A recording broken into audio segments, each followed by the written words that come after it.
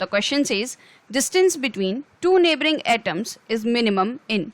Assume edge length of unit cell is same in all the cases. Option A simple cubic, option B BCC lattice, option C FCC lattice, option D rock salt structure.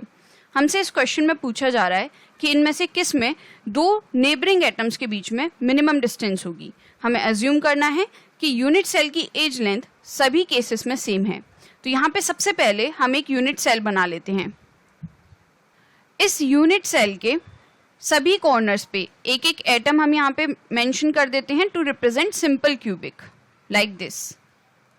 तो अब ये mention कर रही है, represent कर रही है simple cubic को. तो यहाँ हम मेंशन कर देते हैं ऑप्शन ए सिंपल क्यूबिक. इसमें दो नेबरिंग एटम्स के बीच में जो डिस्टेंस होता है वो एज लेंथ ए, ये जो एज लेंथ है ए, इसके बराबर होता है विच इज 2r.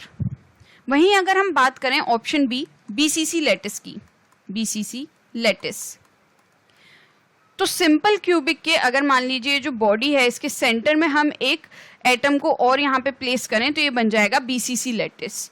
तो यहाँ पे सेंटर में एक और एटम बीसीसी लेटिस में होता है. बीसीसी लेटिस जो होती है इसके दो नेबरिंग एटम्स के बीच में जो डिस्टेंस होता है वो होता है d इक्वल्स टू √3/2a. यहाँ पे a रिप्रेजेंट कर रहा है एज लेंथ को. वहीं अगर हम बात करें ऑप्शन सी एफसीसी लेटिस की, एफसीसी लेटिस में क्या होता है, ये जितने भी ये फेस हैं, ये एक फेस हो गया, ये दूसरा फेस हो गया, ये तीसरा फेस हो गया, ये फोर्थ फेस हो गया, ये फिफ्थ फेस हो गया, ये सिक्स्थ फेस हो गया.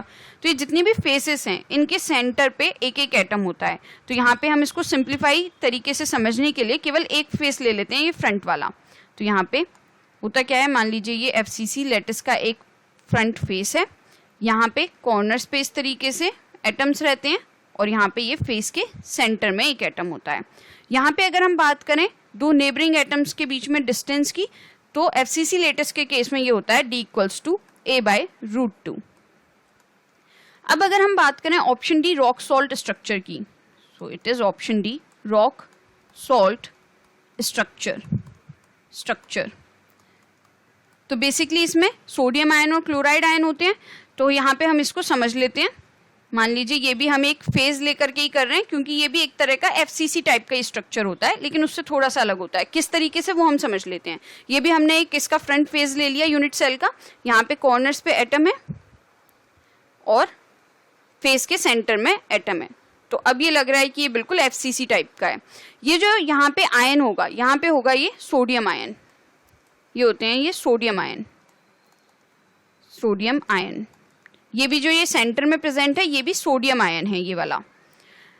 अब ये जितनी भी हमारी ये जो एज है, इन एज के सेंटर में यहाँ पे प्रेजेंट होता है क्लोराइड आयन. तो यहाँ पे क्लोराइड आयन प्रेजेंट होगा, यहाँ पे भी क्लोराइड आयन होगा, यहाँ पे भी क्लोराइड आयन होगा. तो इस तरीके से नियरेस्ट नेबरिंग एटम के बीच में ये जो डिस्टेंस है ये सबसे कम होता है रॉक सॉल्ट स्ट्रक्चर में. तो हम यहाँ पे इसको मेंशन कर देते हैं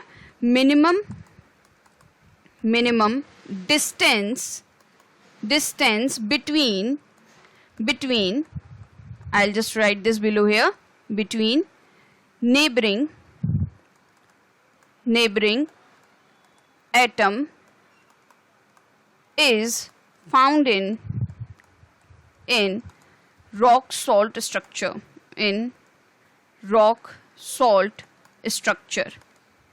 structure. तो यहाँ पे जो हमारा करेक्ट आंसर है इस क्वेश्चन के लिए वो हो जाएगा option D.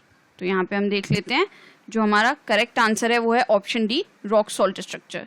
So I will just conclude it here now.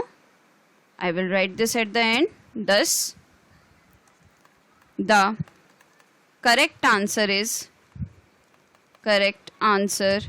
is option D. I hope you understood the explanation. Thank you.